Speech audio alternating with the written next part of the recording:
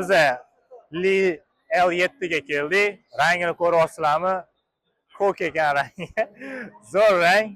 Narxi buni narxini $46,000 dedi boshlanishi va undan tepaga qarab ketadi. Bu gibrid. Gibrid. Yeah.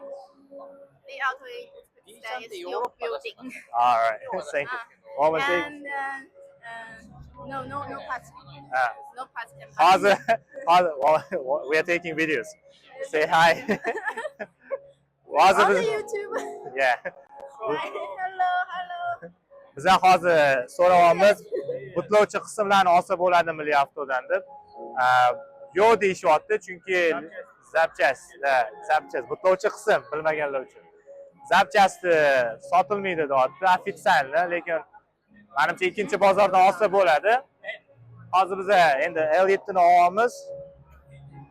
Ko'ryapsizlar, mashina zo'r, hamma biladi, hamma sevadi L7 ni.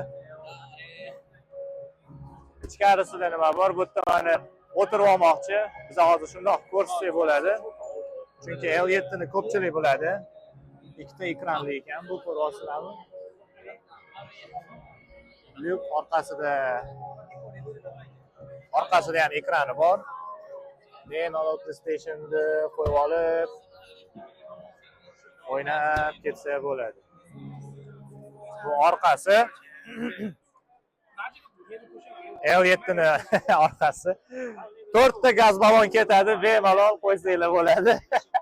Shunda o'zi 700 km, 600 km yursa, sizlar 1,5 km yurasizlar 4 ta gaz ballon bilan. Bitta zaryadga polniy bak bilan 1 oy haydab yurasizlar 4 ta gaz ballon qo'ysanglar. Narxi 46,000 dedi, 46,000 dan boshlanadi. Bu L7, L6si 36,000, 38,000 dollardan boshlanadi dedi. Zo'r mashina, L7 zo'r.